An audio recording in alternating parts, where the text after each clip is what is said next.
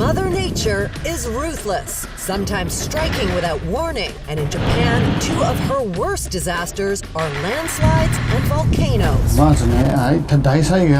When we experience natural disasters, people get so worried.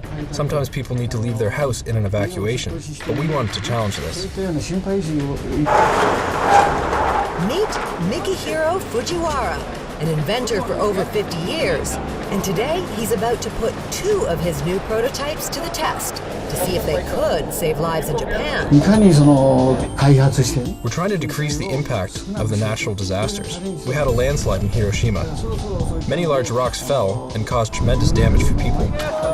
And a week after, we came up with the shelter design and a structure blueprint. 2 weeks later, we started developing a prototype. It's a metal dome resting on 3 feet that can hold 5 people inside, keeping them safe from deadly debris.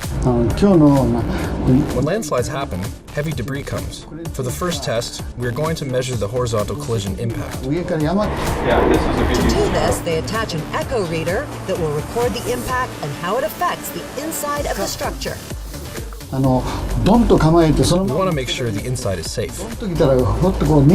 So these strapping men are going to run a 300-kilo beam into the shelter from 2, 4, and 6 meters away. That should simulate the debris. 5, 4, 3, 2, 1, 0. It bounces, which is a good thing. The shelter absorbs the impact, and it moves instead of staying still. Test after test, they document the results. Even from 6 meters, they like what they see. The shelter has quite good shock absorption. The slight movement takes the load off those inside, but Mikihiro knows this design won't stand up to a volcano. That's why he's invented the cylinder shelter. It's lined and sealed to protect against the heat and hopefully strong enough to survive a fiery rock blast from high above. The cylinder is 2 meters high and 4 meters wide. Sometimes those volcanic rocks fall from above. We want to measure how much the shelter can absorb the impact when it gets hit.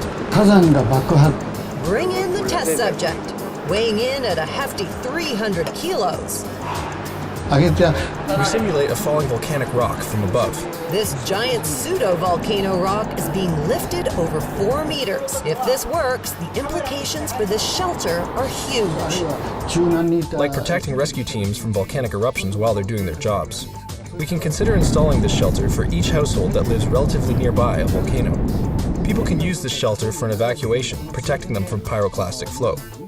The team measures the exact impact spot on the top of the shelter.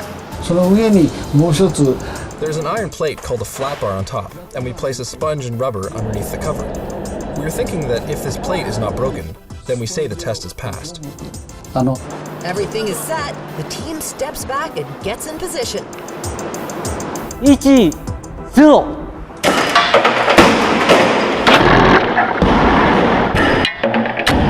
A direct hit.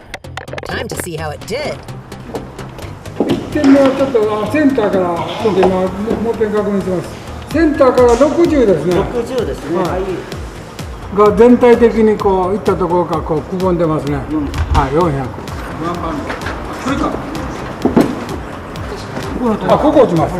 これです。This prevented any damage to the main body.